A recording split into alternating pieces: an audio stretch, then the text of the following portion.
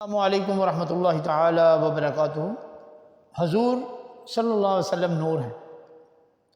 الحمدللہ رب العالمین والصلاة والسلام علی رسولہ سید المرسلین رحمۃ للعالمین شفیع المذنبین سید الاولین والآخرین سیدنا مولانا و شفیعنا و حبیبنا و رعوفنا ورحیمنا محمد الرسول رب العالمین وعلی آلہ طیبین والطاہرین واصحابہ المقربین، اما بعد فاعوذ باللہ من الشیطان الرجیم، بسم اللہ الرحمن الرحیم۔ یا ایہا النبی انا ارسلناک شاہدا ومبشرا ونذیرا وداعیا الی اللہ باذنہ وسراجا منیرا، صدق اللہ العلی العظیم۔ الصلاۃ والسلام علیک یا سیدی یا رسول اللہ وعلی آلک واصحابک یا سیدی یا حبیب اللہ یا خاتم النبیین۔ حمد و ثنا کے بعد قرآن کریم کی 2 آیتیں آپ کے سامنے تلاوت کی ہیں۔ ان 2 آیتوں کا لغوی ترجمہ اور لفظ سراج منیرہ جو ہے میں آپ حضرات کے سامنے پیش کروں گا۔ اللہ تعالیٰ عز و جل ارشاد فرماتا ہے، یا ایہا النبی، اے نبی، اے غیب کی خبریں دینے والے، انا ارسلناک، بے شک ہم نے تمہیں بھیجا، شاہدا و مبشرا و نذیرا، شاہد، مبشر اور نذیر بنا کر، وداعیا الی اللہ باذنہ وسراجا منیرا، اللہ کی طرف اس کے حکم سے اور چمکا دینے والا آفتاب بنا کر۔ یہ ہے ان 2 آیتوں کا لفظی ترجمہ۔ ان آیتوں میں اللہ تبارک و تعالی عز و جل نے حضور نبی کریم علیہ السلام کے چند اوصاف بیان فرمائے۔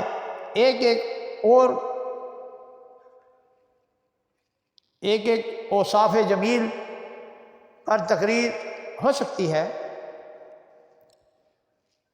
یا ایھا النبی، یا ایھا النبی، ایک وصف جمیل یہ ہے۔ انا ارسلناک، یہ دوسرا وصف ہے کہ ہم نے آپ کو بھیجا، کیا بنا کر بھیجا؟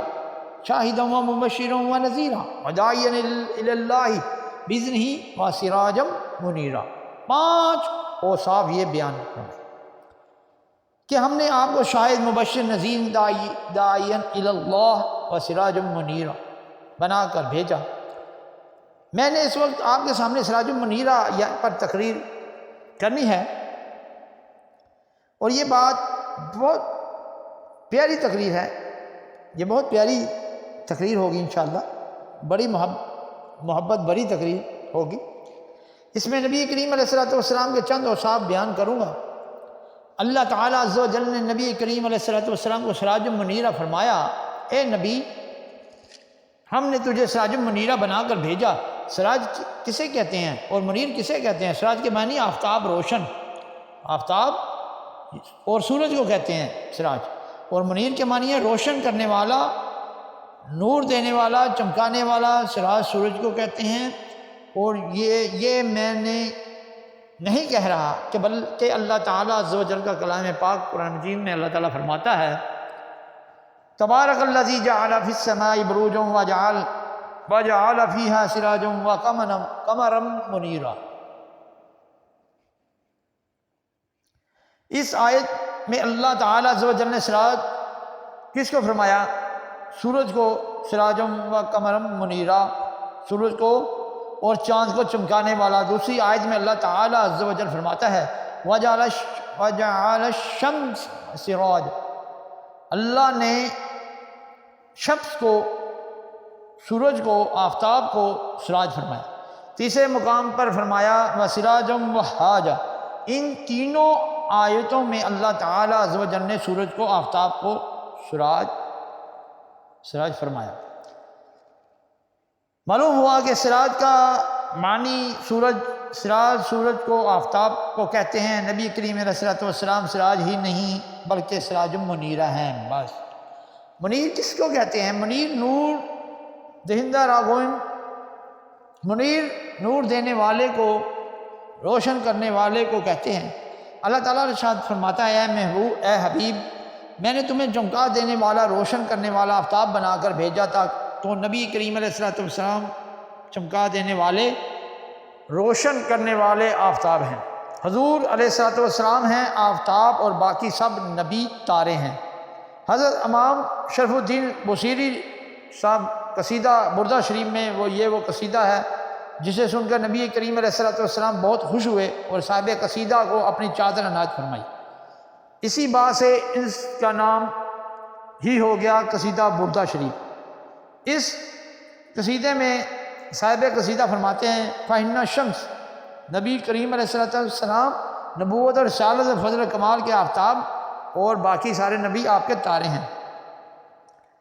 امام فرماتے ہیں کہ جس طرح سے اس آسمان کے تارے آفتاب کے نور کو ظاہر کرتے ہیں، حالانکہ آفتاب پردے میں ہوتا ہے، اسی طرح سارے نبی اپنے اپنے زمانے میں آفتاب نبوت حضرت محمد مصطفیٰ صلی اللہ علیہ وسلم کے انوار کو ظاہر کرتے رہے۔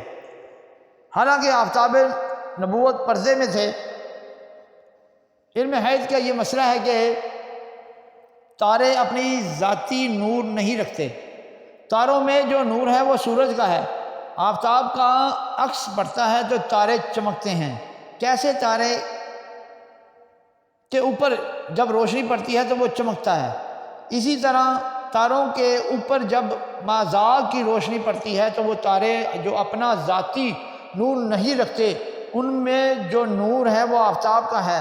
تو اسی طرح انبیاء کرام میں جو نور ہے وہ آفتاب نبوت حضرت محمد مصطفیٰ صلی اللہ علیہ وسلم کا ہے۔ دیکھیے تارے کب چمکتے ہیں؟ جب آفتاب نہیں ہوتا۔ ان تاروں کا چمکنا اس طرح اس بات کی دلیل ہے کہ آفتاب پردے میں ہے۔ اگر آفتاب کا وجود پردے میں نہ ہو تو یہ تارے چمکتے ہوئے نظر آ سکتے نہیں۔ اس طرح سارے نبی اپنے اپنے زمانے میں چمکے، مگر ان میں جو روشنی تھی وہ حضرت محمد مصطفیٰ صلی اللہ تعالیٰ علیہ وآلہ وصحبہ وبارک وسلم کی تھی۔ حالانکہ آفتاب اس وقت پردے میں تھا، حضور اس وقت پردے میں معلوم ہوا۔ انبیاء میں جو چمک تھی وہ انبیاء کے ذریعے سے ان کی امتوں کو جو ایمان اور ہدایت کی روشنی ملی، حقیقت میں وہ روشنی نبی کریم علیہ السلام کی تھی۔ حقیقت میں وہ نور حضور نبی کریم علیہ السلام کا تھا۔ چنانچہ حضرت شاہ احمد رضا فاضل بریلوی رحمۃ اللہ فرماتے ہیں، چمک تجھ سے پاتے ہیں سب پانے والے، میرا دل بھی چمکا دے چمکانے والے۔ سارے انبیاء میں جو اپنے اپنے زمانے میں نور دیتے تھے، حضرت محمد مصطفیٰ صلی اللہ علیہ وسلم کا نور تھا۔ دیکھیے پہلے تارے چمکتے ہیں، رات ہوتی ہے، پھر آفتاب نکلتا ہے۔ اسی طرح حضور نبی کریم علیہ السلام کے تشریف لانے سے پہلے آسمان نبوت پر نبی ہدایت کے تارے بن کر چمکتے رہے۔ جب آفتاب نے طلوع کیا تو پھر تارے نظر نہیں آئے۔ جب آفتاب طلوع ہوتا ہے تو کیا ستارے نظر آتے ہیں؟ تارے مٹ نہیں جاتے، نابود نہیں ہوتے، وہ موجود ہوتے ہیں مگر نظر نہیں آتے، کیونکہ آفتاب کا نور ان پر غالب آ گیا۔ تو جب تک میرا تمہارا آقا پردے میں رہا، نبی آتے رہے، ہدایت کے تارے چمکتے رہے۔ جب آفتاب کا طلوع ہو گیا تو اللہ تعالیٰ نے فرما دیا وَخَاتَمَ النَّبِيِّينَ، اب تارے نہیں چمکیں گے کیونکہ آفتاب کا طلوع ہو گیا، اور آفتاب کے طلوع ہونے کے بعد ستارے نہیں چمکیں گے۔ اب نبی نہیں آئیں گے کیونکہ نبوت کا آفتاب طلوع ہو گیا۔ دیکھو آفتاب جب طلوع ہوتا ہے تو وہ اپنی روشنی دینے میں بخل نہیں کرتا۔ آفتاب اپنا نور دینے میں بخل نہیں کرتا۔ کوئی خود ہی دروازہ بند کرے تو اس کی مرضی، کوئی خود ہی اپنے گھر میں پردہ کرے تو اس کی مرضی۔ آفتاب اپنی پوری روشنی دیتا ہے، اس کا تو فیض عام ہوتا ہے، یہاں تک کہ اگر کوئی دروازہ بند کرے، اس کے دروازے میں چھوٹا سا سوراخ بھی ہو تو آفتاب اس سوراخ سے بھی اپنی روشنی اندر پہنچا دیتا ہے۔ آفتاب بخل نہیں کرتا۔ اسی طرح نبی کریم علیہ السلام نے ایمان کی روشنی دینے میں کسی قسم کے بخل کا مظاہرہ نہیں کیا۔ جن لوگوں نے خود ہی دروازے بند کر لیے ان کی مرضی، ورنہ سرکار صلی اللہ علیہ وسلم کا فیض تو فیض عام ہے۔ یہاں میں ایک بات کرتا ہوں، بعض نہ سمجھ بے علم لوگ یہ کہتے ہیں کہ نبی کریم علیہ السلام ابو جہل کو مسلمان نہیں کر سکے، دوسرے کافروں کو مسلمان نہیں کر سکے، تو اگر ہدایت دے سکتے تھے تو پھر اپنے چچا کو مسلمان کیوں نہیں کرتے کیا، کافروں کو مسلمان کیوں نہیں کرتے؟ معلوم ہوا نبی کریم صلی اللہ علیہ وسلم ہدایت نہیں دے سکتے، اللہ ہی ہدایت دیتا ہے جس کو چاہے۔ اگر حضور ہدایت دے سکتے تو ابو جہل بھی مسلمان کر لیتے۔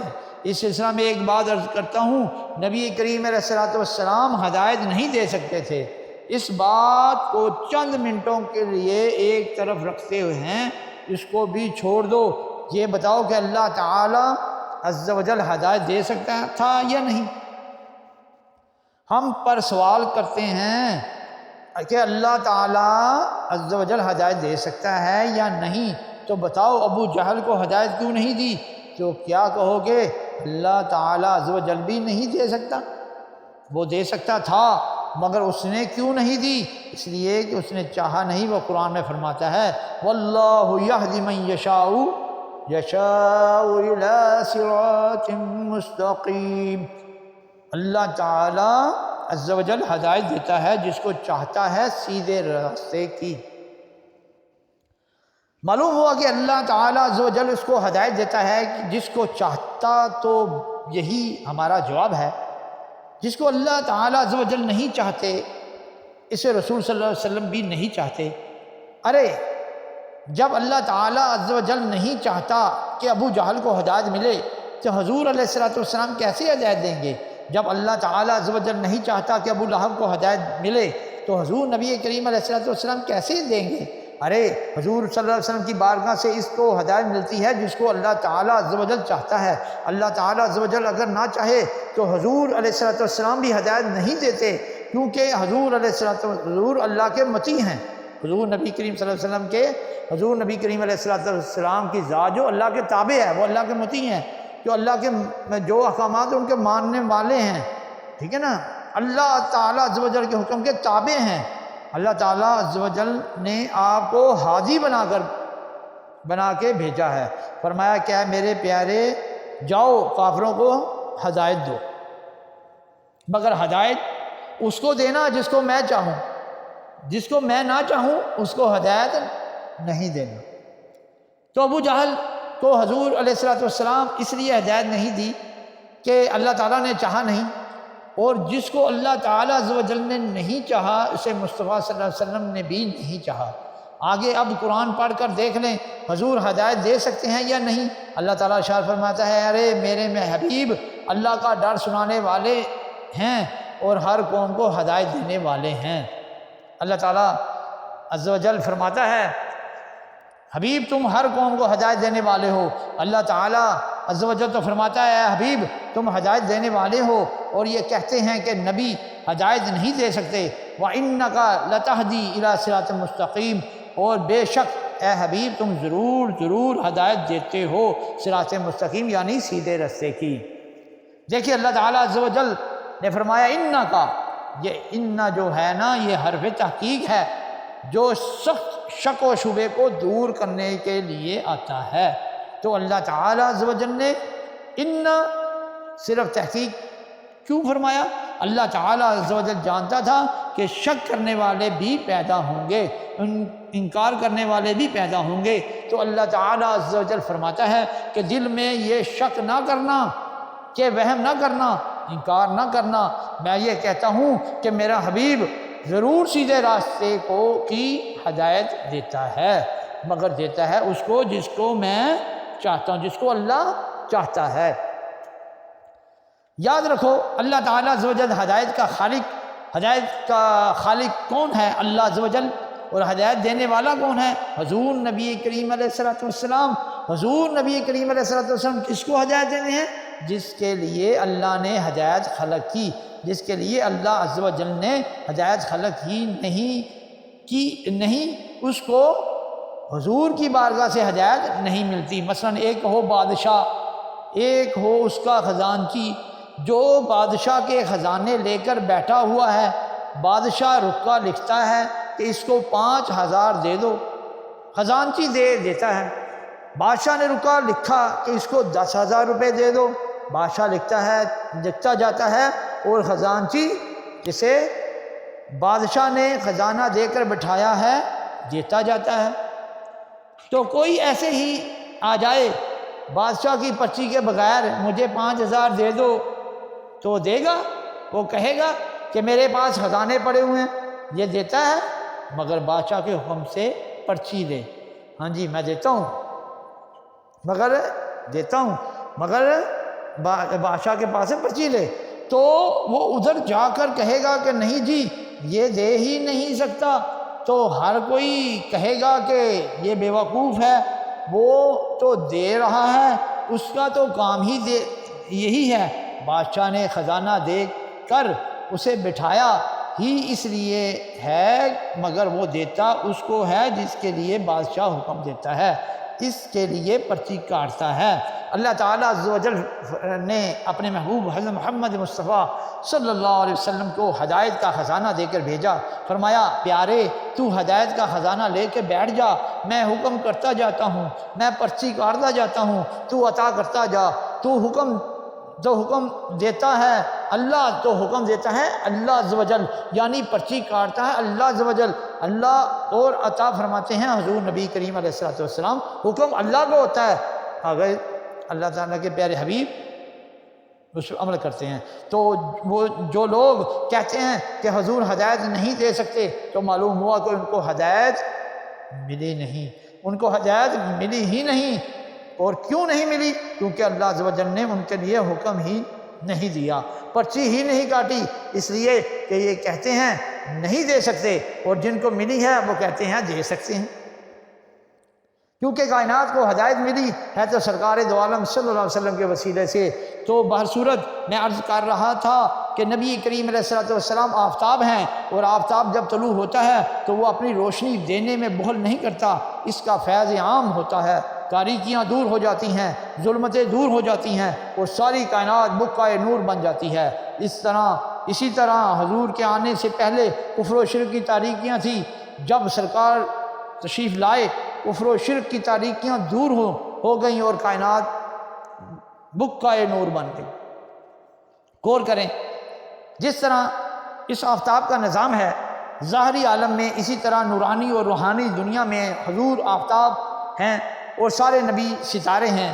اس بات کو ذرا ذہن میں رکھو، غور کرو، ایک سورج جو ہے ظاہری عالم کا ایک ہے، اس کا وجود ایک ہے، اس کا جسم اور ایک ہے، اس کی روشنی جس کو ہم دھوپ بھی کہتے ہیں، تو بولو سورج اپنے جسم کے ساتھ کہاں ہے؟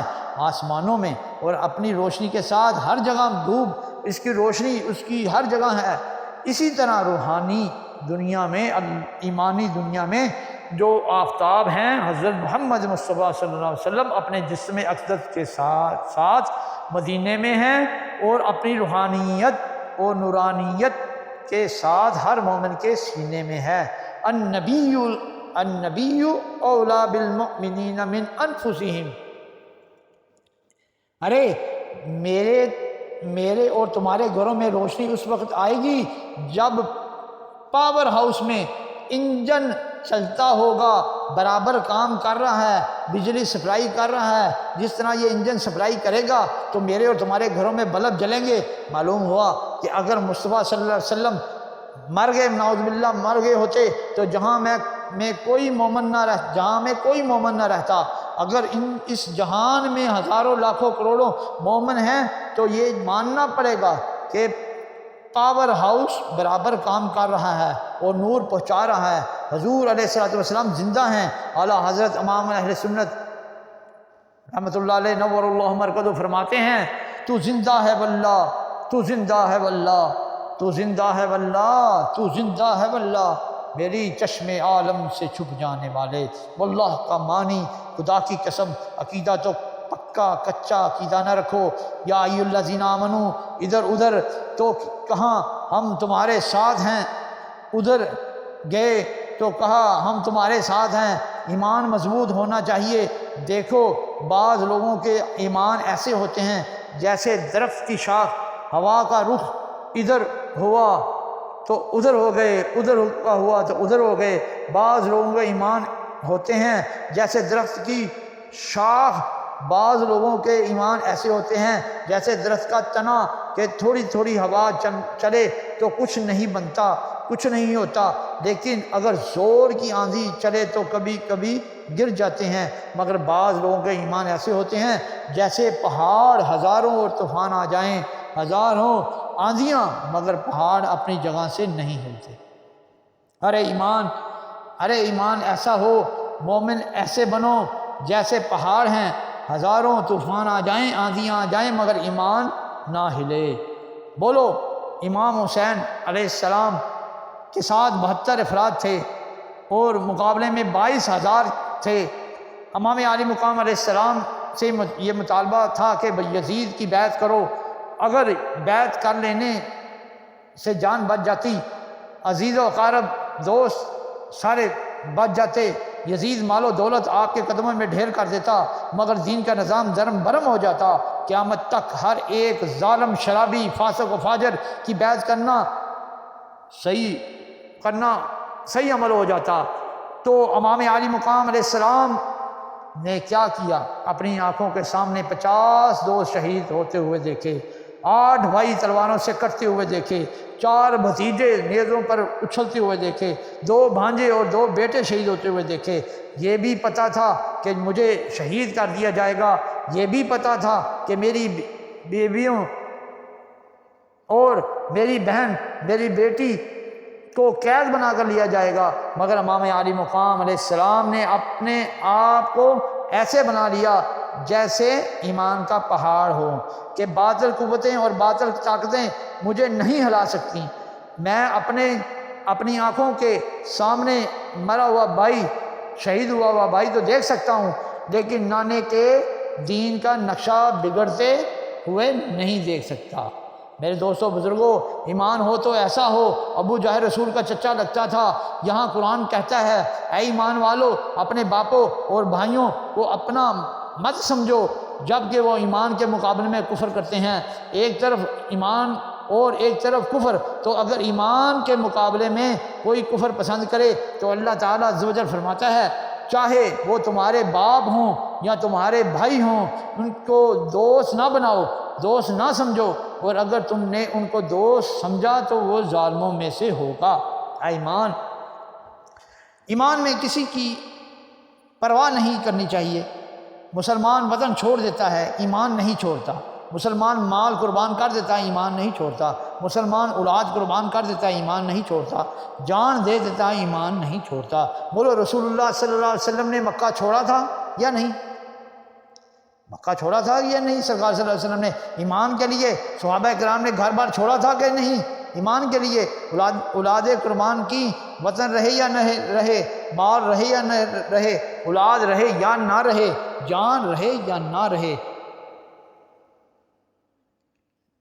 تو میں کہہ رہا تھا کہ حضور صلی اللہ علیہ وسلم ہیں ایمان کا مرکز، ایمان کا پاور ہاؤس، ایمان کا پاور ہاؤس۔ اور ہمارے سینوں کے اندر جو دل میں ہے وہ ہے بلب، ان کے اندر جو روشنی ہے ایمان کی، اس کا تعلق، اس کا مرکز نبی کریم علیہ الصلوۃ والسلام کی ذات اقدس سے۔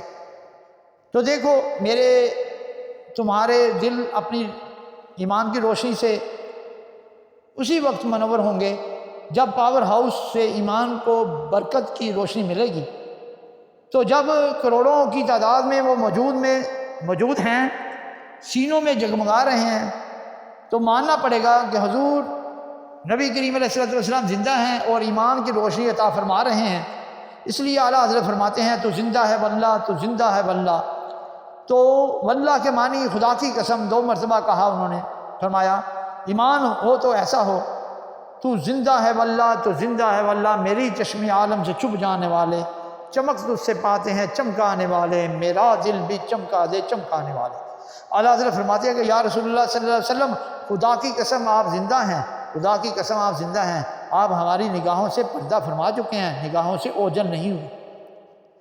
ایک بات اور عرض کر دوں، میں بتا دوں گا کہ یہ نہیں ہو سکتا کہ پاور ہاؤس میں لوڈ فیوز ہو جائے اور میرے اور تمہارے گھروں میں بلب جلتے رہیں، بلکہ یہ ہو سکتا ہے کہ پاور ہاؤس صحیح ہو لیکن کسی کے گھر میں بلب فیوز ہو اور اندھیرا ہو جائے۔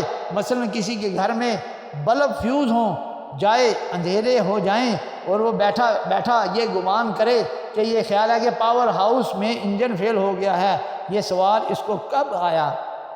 جب وہ روشنی سے محروم ہوا اور اس کے گھر میں اندھیرا ہو گیا، تب اس کو وہ خیال آیا کہ جب روشنی میں تھا تو اس کو خیال آ سکتا تھا کہ نہیں۔ تو جو لوگ کہتے ہیں کہ حضور مر گئے، سمجھ لو ان کے بلب فیوز ہو گئے اور ان کے گھروں میں اندھیرا ہو گیا۔ یہ خیال ان کو اس بات پر آیا کہ جب یہ ایمان کی روشنی سے محروم ہو گئے، تاریکی چھا گئی۔ ارے جن کے سینے ایمان کی روشنی سے جگمگا رہے ہوں، ان کا عقیدہ ہے حضور زندہ ہیں۔ معلوم ہوا جو لوگ حیات النبی صلی اللہ علیہ وسلم نہیں مانتے، زندہ نہیں مانتے، ان کے بلب بجھ گئے اور ان کے بلب فیوز ہو گئے، یہ ایمان کی روشنی سے محروم ہو گئے۔ میرے دوستوں بزرگوں، نبیوں کو نور ملا تو ان کی بارگاہ سے، ایمان والوں کو ایمان کی روشنی ملی تو حضور صلی اللہ علیہ وسلم کی بارگاہ سے۔ اس لیے اعلیٰ حضرت نے کہا چمک تجھ سے پاتے ہیں سب پانے والے، میرا دل بھی چمکا دے چمکانے والے۔ دیکھو یہ جو تمہارے اندر ایمان کی روشنی ہے، اس ایمان کی روشنی کی وجہ سے ہمارے دل نور ہو گئے۔ یہ تو آپ نے سنا ہے، جب ہم قبر میں جائیں گے تو دو فرشتے آئیں گے، قبر میں منکر اور نکیر وہ سوال کریں گے، من ربو کا من دینو کا، تمہارا رب کون ہے، تمہارا دین کیا ہے، کون سا ہے، من نبیو کا، تیرا نبی کون ہے۔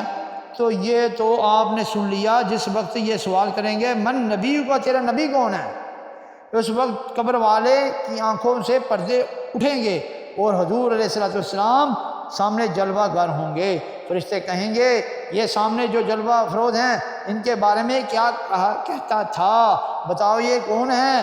مومن فوراً پہچان جائیں گے، کہیں گے یہ ہمارے آقا مولا حضرت محمد مصطفیٰ صلی اللہ علیہ وسلم ہیں۔ حضرت محمد مصطفیٰ صلی اللہ علیہ وسلم کافر کو کافر پہچانیں گے، منافق پہچانیں گے نہیں۔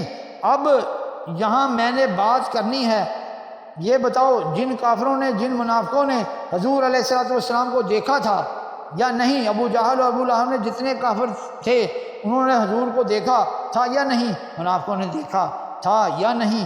مگر یہ قبر میں پہچان سکے نہیں۔ جو مسلمان حضور کے بعد دنیا میں آئے، حضور نبی کریم علیہ السلام کے بعد دنیا میں آئے اور قیامت تک آئیں گے، جنہوں نے ظاہری حالت میں حضور نبی کریم علیہ السلام کو نہیں دیکھا، وہ قبر میں فوراً پہچان لیں گے یا نہیں؟ ذرا سوچو، جنہوں نے ظاہری حالت میں حضور صلی اللہ علیہ وسلم کو نہیں دیکھا وہ قبر میں فوراً پہچان لیں گے یا نہیں؟ تو ذرا سوچو، جنہوں نے ظاہری عالم میں دیکھا تھا اور وہ کافر بھی نہ تھے، وہ قبر میں بھی نہیں پہچان سکیں گے۔ اور وہ مومن جو حضور کے بعد دنیا میں آئے یا قیامت تک آئیں گے، جنہوں نے اس ظاہری عالم میں حضور کو نہیں دیکھا، وہ قبر میں حضور کو فوراً پہچان لیں گے۔ تو یہ ساری بات ہے کہ وہ کیوں نہیں پہچان سکے اور وہ کیوں پہچان لیں گے؟ اس لیے کہ حضور نبی کریم علیہ السلام کی پہچان کا ذریعہ یہ سر کی آنکھ نہیں بلکہ ایمان کا نور ہے۔ حضور نبی کریم علیہ السلام کی پہچان کا ذریعہ یہ سر کی آنکھ نہیں ایمان کا نور ہے، اور اس لیے حضور نبی کریم علیہ السلام کو نہیں پہچان سکیں گے، ان میں ایمان کا نور نہیں تھا، اور مومن اس لیے پہچان لیں گے کہ ان میں ایمان کا نور تھا۔ معلوم ہوا کہ حضور علیہ السلام کی پہچان کا ذریعہ یہ سر کی آنکھ نہیں بلکہ ایمان کا نور ہے۔ یہاں مسئلہ واضح حل ہو گیا، حضور نبی کریم علیہ السلام کی پہچان کا ذریعہ ایمان کا نور ہے۔ معلوم ہوا کہ حضور کو وہی پہچانتا ہے جس کے اندر ایمان کا نور ہے۔ جو سر کی آنکھوں سے دیکھتے ہیں حضور کو نہیں پہچانتے، وہی پہچانتے ہیں جو ایمان کی آنکھ سے دیکھتے ہیں۔ ابو جہل نے حضور کو کئی مرتبہ دیکھا، مگر میں آپ کو بتاؤں کہ حقیقت میں اس نے دیکھا ہی نہیں تھا۔ یہ میں نہیں کہتا۔ اللہ تعالیٰ قرآن پاک میں ارشاد فرماتا ہے، اے میرے حبیب تم ان کو دیکھتے ہو، ینظرون الیک، وہ تمہاری طرف نظریں تو کرتے ہیں، وہم لا یبصرون، اور وہ دیکھتے نہیں، نظریں کرتے ہیں مگر دیکھتے نہیں۔ ہاں جی، پھر ایک اور جگہ اللہ تعالیٰ فرماتا ہے صم بکم عمی فہم لا یرجعون، بہرے ہیں، گونگے ہیں، اندھے ہیں۔ تو بتاؤ کہ سارے کافر بہرے، گونگے، اندھے تھے، لیکن اللہ تعالیٰ عز و جل فرماتا ہے میرے پیارے محبوب یہ دنیا بھر کی باتیں کرتے ہیں لیکن مکر کرتے پھرتے ہیں لیکن مکر کرتے پھرتے ہیں، اور تیرا کلمہ نہیں پڑھتے، اس لیے گونگے ہیں۔ یہ دنیا بھر کی باتیں کرتے ہیں لیکن تیری باتیں نہیں سنتے، اس لیے بہرے ہیں۔ یہ دنیا بھر کی چیزیں تو دیکھتے ہیں لیکن جب تجھے دیکھنے والی آنکھ نہیں، اس لیے اندھے ہیں۔ معلوم ہوا کہ ایمان والا وہ ہے جو حضور کا کلمہ پڑھے، ایمان والا وہ ہے جو مصطفیٰ صلی اللہ علیہ وسلم کا ذکر سنے، ایمان والا وہ ہے جو محمد مصطفیٰ صلی اللہ علیہ وسلم کو دیکھنے والی آنکھ رکھے۔ دیکھو اللہ تبارک و تعالیٰ عز و جل فرماتا ہے تمہاری طرف نظریں کرتے ہیں مگر دیکھتے نہیں۔ اب ایک بات سنو، کافر جب نظریں کرتے تھے تو ان کو کچھ تو نظر آتا تھا یا نہیں؟ ماننا پڑے گا کہ نظر آتا تھا، ان کو حضور کی بشریت نظر آتی تھی، ماننا پڑے گا کہ حضور کا ظاہری جسم نظر آتا تھا، ماننا پڑے گا۔ اگر نظر نہیں آتا تھا تو وہ پتھر کس کو مارتے تھے، کس کی طرف اشارہ کر کے نعوذ باللہ معاذ اللہ نازیبا کلمات کہتے تھے، کس کے اوپر راکھ وغیرہ ڈالتے تھے۔ ماننا پڑے گا کہ حضور کا ظاہری علیہ السلام کا ظاہری جسم، حضور کی ظاہری بشریت نظر آتی تھی، لیکن اللہ فرماتا ہے فہم لا یبصرون، یہ دیکھتے نہیں۔ معلوم ہوا جس نے حضرت محمد مصطفیٰ صلی اللہ علیہ وسلم کی بشریت دیکھی اس نے حضرت محمد مصطفیٰ صلی اللہ علیہ وسلم کو دیکھا ہی نہیں۔ جس کی نظر حضور علیہ السلام کی بشریت کے ساتھ نبوت اور رسالت اور حضور علیہ السلام کی نورانیت پر پڑی وہ صحیح ہے۔ جنہوں نے حضور علیہ السلام کی بشریت کو دیکھا انہوں نے دیکھا ہی نہیں، انہوں نے نہیں جنہوں نے حضور علیہ السلام کی بشریت پہ نہیں پڑی، جس کی نظر ان کی بشریت پر نہیں پڑی۔ ایک ہوتا ہے خارجی نور، ایک ہوتا ہے داخلی۔ یہ بتی کا نور خارجی ہے، آنکھ کا نور داخلی ہے۔ تو بتی کے نور کو دیکھنے کے لیے آنکھ کی ضرورت ہے یا نہیں؟ بتی کا نور کس کو نظر آتا ہے؟ جس کی آنکھ میں نور ہو، اور جو اندھا اس کو بتی کا نور نظر نہیں آئے گا، چاند اور سورج کا نور کیسے نظر آئے گا؟ آج بتی کے نور کے دیکھنے کے لیے آنکھ کے نور کی ضرورت ہے، اور مصطفیٰ صلی اللہ علیہ وسلم کا نور دیکھنے کے لیے ایمان کے نور کی ضرورت ہے، جس کے حضور علیہ السلام کا نور اسے نظر آتا ہے جس میں ایمان کا نور ہو، اور ان کو حضور علیہ السلام کا نور نظر آتا ہے جن میں ایمان کا نور نہیں ہے، ان کا حضور کا نور نہیں نظر آتا، جن میں ایمان کا نور نہیں ہے۔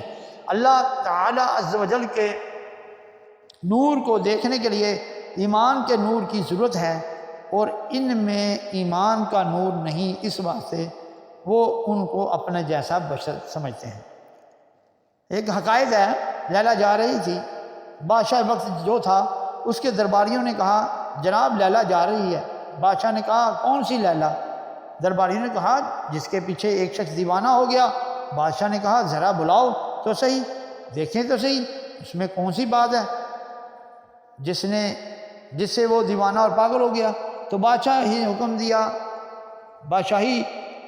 دیا، درباریوں نے لیلا کو بلایا۔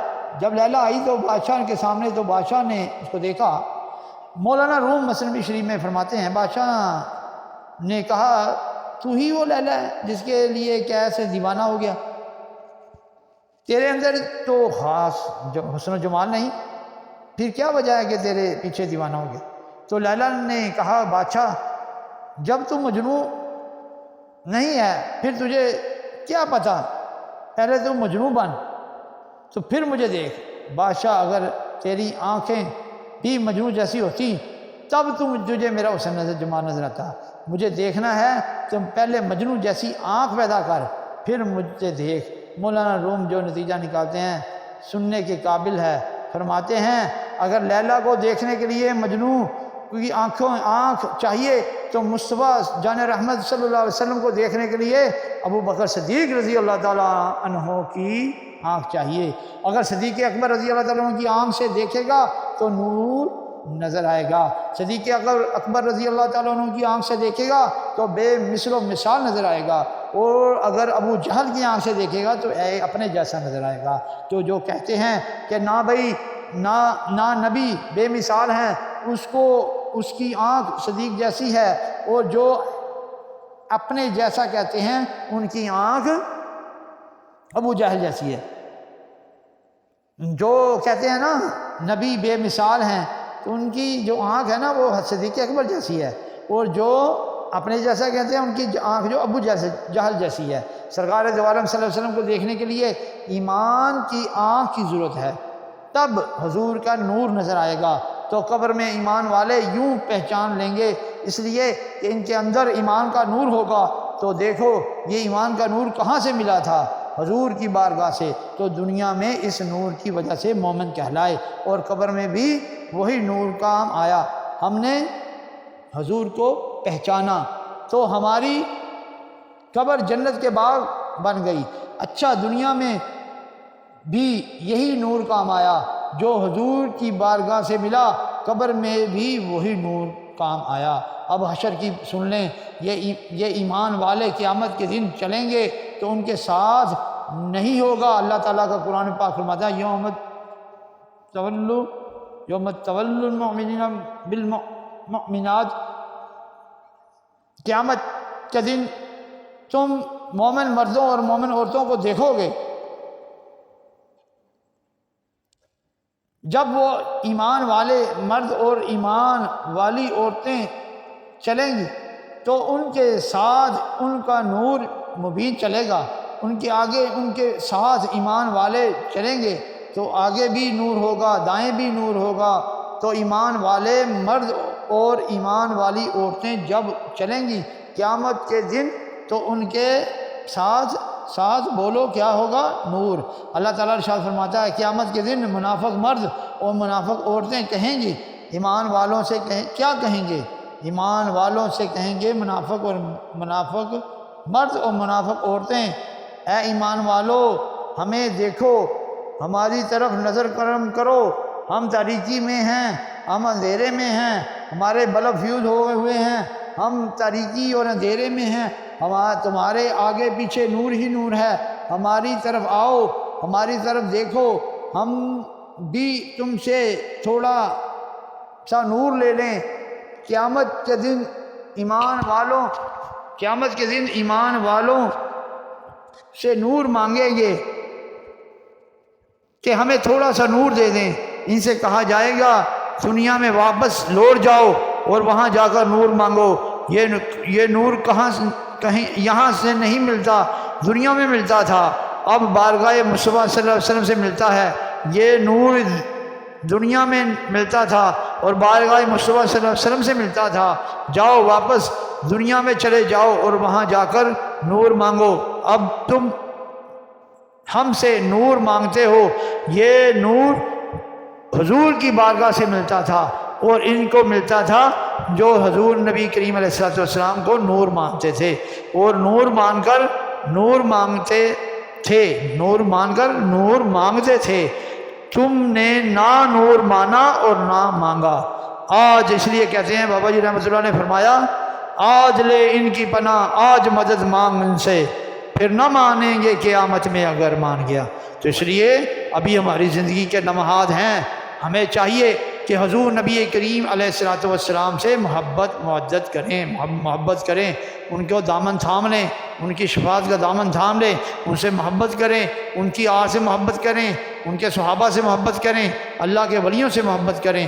اور بابا جی رحمۃ اللہ علیہ فرماتے تھے کہ حضور نبی کریم صلی اللہ علیہ وسلم نہ انے وا پیار کرنا، ہاں جی جس طرح تسی اپنے بچیاں نہ بیوی بچیاں نہ انے وا پیار کرنے نا، کسی کو پوچھتے نہیں ہو، تو انجی سرکار نہ بھی انے وا پیار کرنا ہے کہ ایسا فائدہ دنیا دی بھی ہوئے گا تے آخرت بھی ہوئے گا۔